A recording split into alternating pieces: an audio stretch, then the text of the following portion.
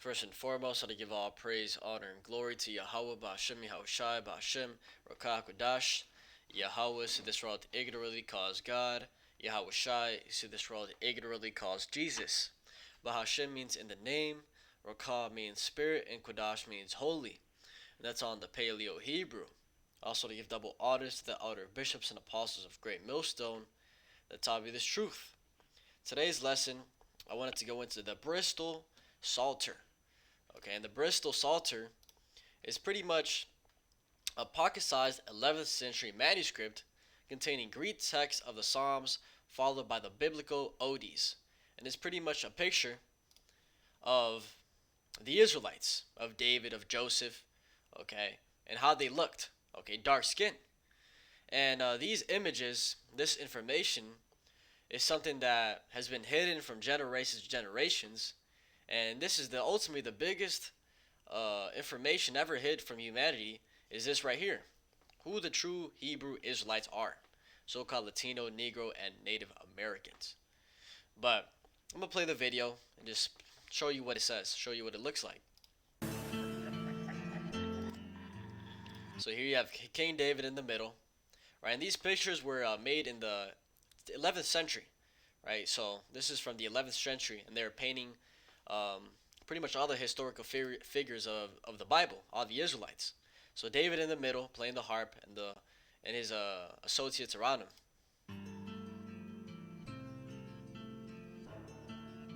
Right, so you got the account of Joseph being sold into slavery, right, by his brothers, because they're pretty much, I think when you go into it, they were jealous. Um, yeah, they were jealous, and he had some type of garment that they took, if I remember correctly.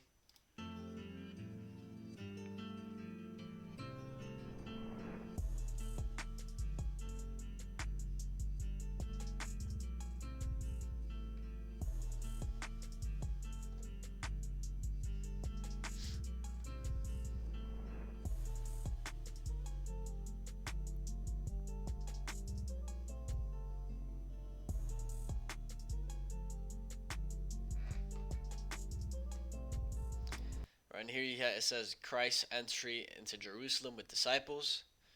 And I was looking at this picture, and I think this is supposed to be Yahweh Shai, and his disciples are supposed to be over here, if I think correctly.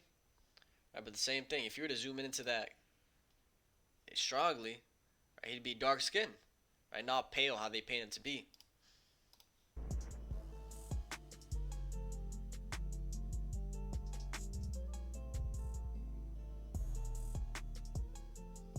So you have David, right, with the sling, okay, shooting at Goliath.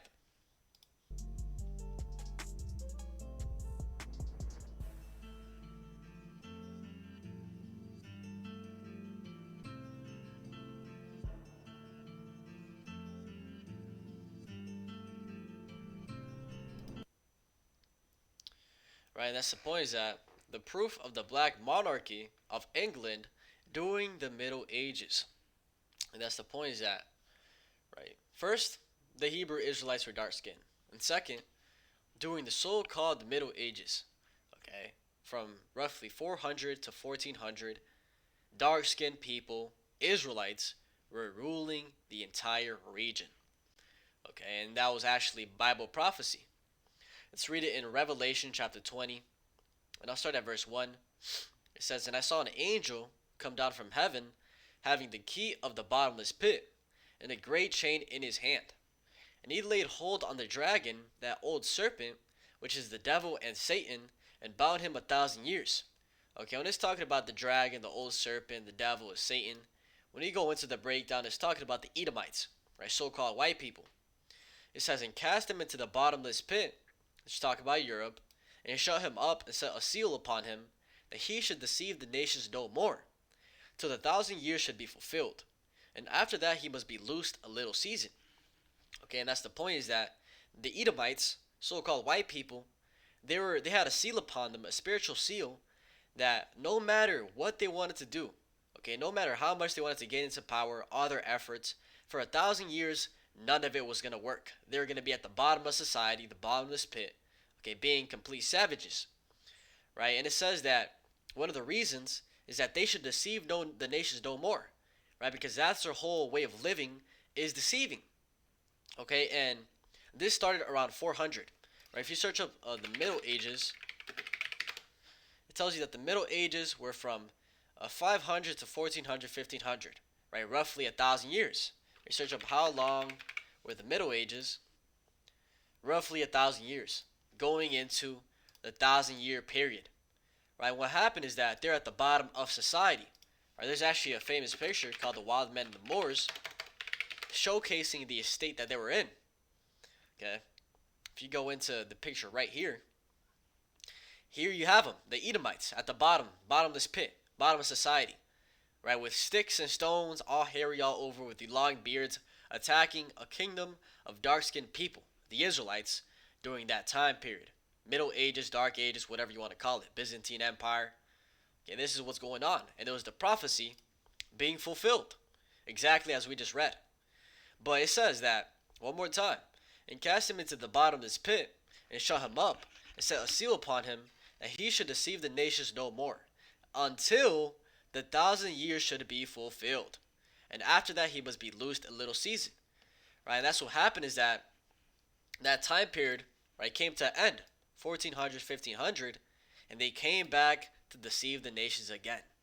Right? They came back to deceive the nations again for a little time period. Right? And we still are in that little time period. Right here it is 2024. We've been in that little time period for roughly 600, 500 years. Right? And it said the reason it says it's going to be a little time period is because Yahushua is going to come back to take down this empire. But going back to the point, it says that they're going to deceive the nations. Okay, and that's exactly what happened.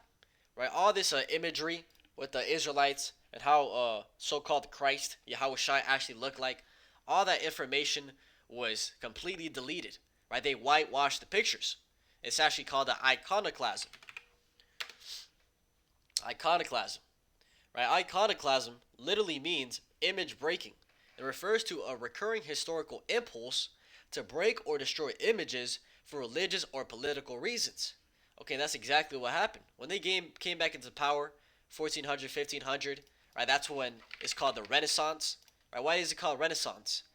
The reason it's called Renaissance, Renaissance means rebirth, is because the Edomites were reborn into power. Right? That 1,000 year period, spiritual seal, it was done away with. And they rebirthed into power. That's the whole Renaissance, why it's called that. Okay, because they said that during the Middle Ages, it was a time of no technological improvement, a very low time of art and whatever. The reason they say that is because they weren't the ones in power. Right? During that time, society was thriving. It was the same thing.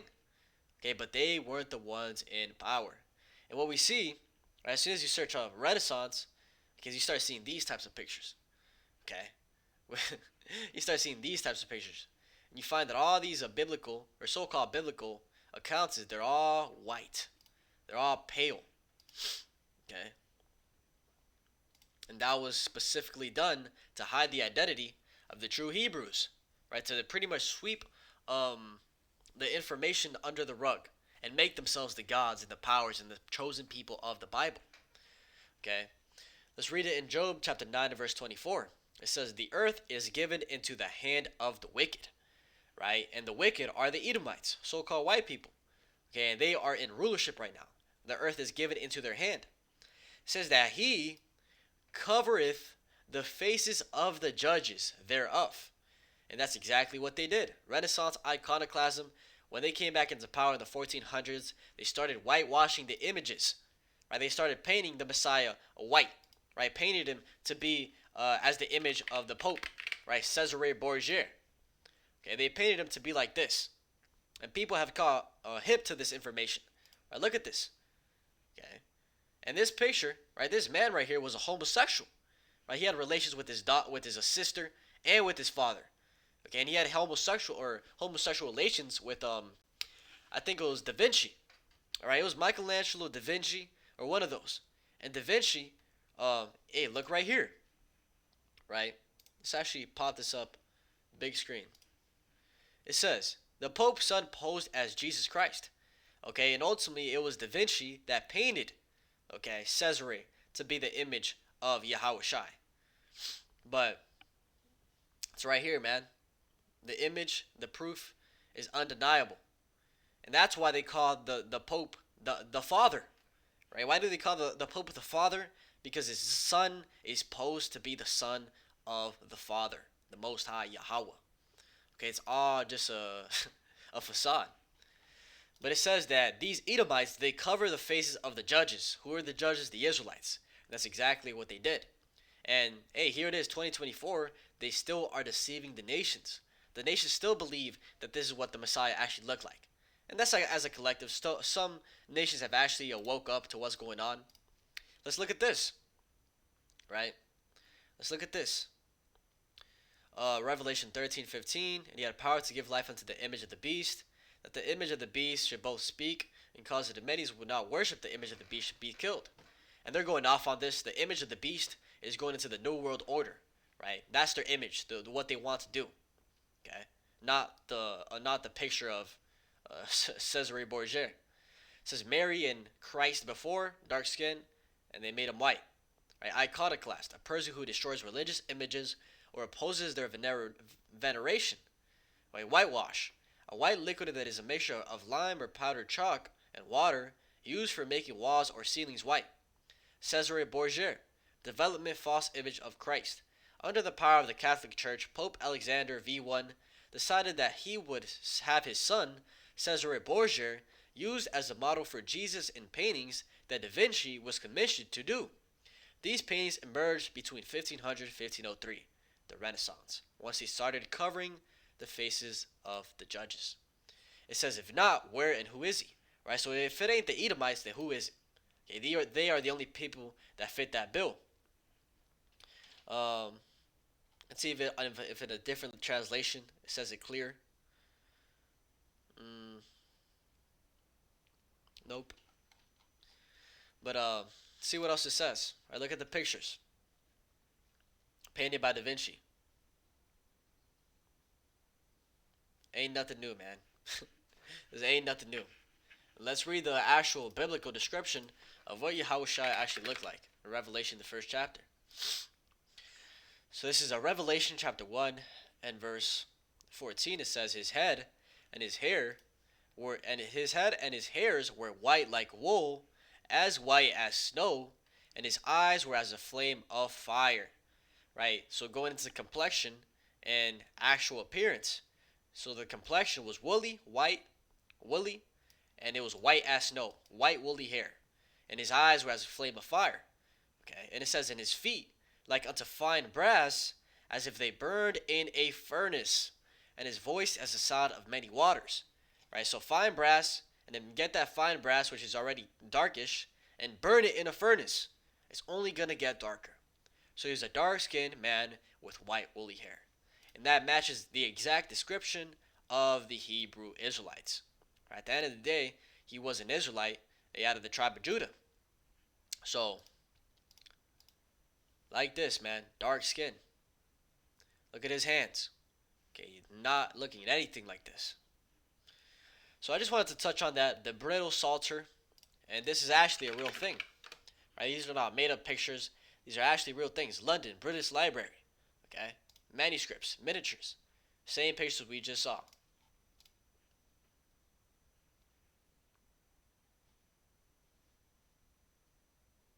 People of color in European art history. Okay, let's get one more thing that came to my mind. There's this president Roosevelt, no, swarthy president, not Thomas Jefferson, Benjamin Franklin. And of course they did this. Let me see if I can give me a second. I'm gonna put my information.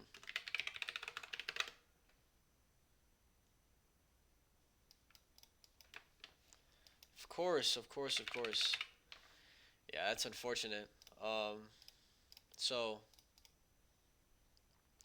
let me see if I can find it another way, because this is this letter right here, Benjamin Franklin, and German immigrants colonial. I used to be able to read this right here. It was a letter that Benjamin Franklin wrote, going into how the people over there, in the East, so-called Europe, were dark skinned. And let me see if it's this. That's that first one. Just now you gotta log in. You didn't have to log in before. And all of a sudden you have to. Access denied. Look at that, man. Let's see. Um.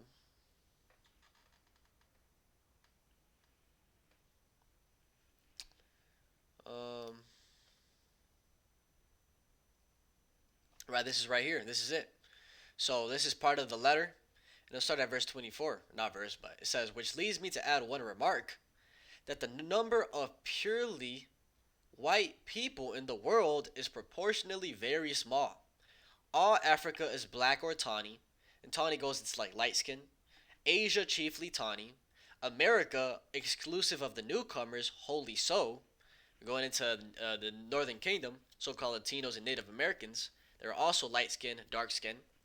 It says that in Europe, the Spaniards, Italians, French, Russians, and Swedes are generally of what we call a swarthy complexion, as are the Germans also. So all these people we just read, it says that they are of swarthy complexion. Let's search up what swarthy means. Lo and behold, dark skinned. Why were these people all dark skinned? Because the Israelites were ruling in that time period for 1,000 years. And they repopulated and repopulated and repopulated. Okay, they were dark skinned. The original Vikings were dark skinned. Okay, not white and pale how they portray them to be nowadays in these Viking movies. Okay, and I think Europe definition. I think the very word Europe, it means word Europe meaning. If I remember correctly. No. No, it's not that. Europa, no. Let's search it up in the etymology online.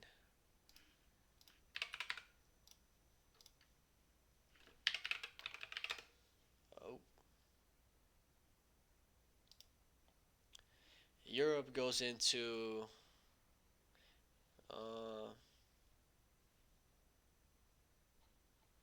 okay. I don't think I got what I was trying to find. I don't remember correctly if it was it. Let me see what Russia was, because I think Russia is actually a Hebrew word when you go into it.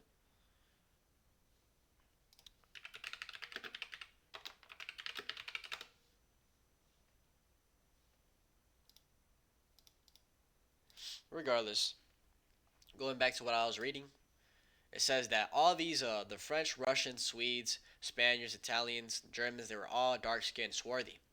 It says the Saxons only accepted who, with the English, make the principal body of white people. Right, so the Saxons, search them up. These were the Saxons. Okay, this is actually accurate. Okay, white, pale. It says that these people, the Saxons, along with the English, make the principal body of white people on the face of the earth. Okay, those were the only so-called white people during the time were the Saxons and the English. It says I could wish their numbers were increased, and while we are, as I may call it, and then it just cuts off. So,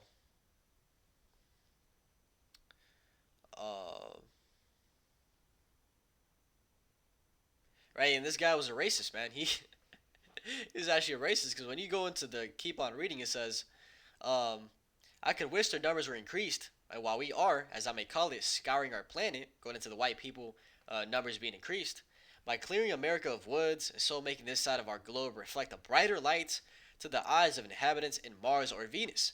Right, they were into worshiping the sun, Saturn. Right, that's why when you go into Saturday, it goes back to Saturn.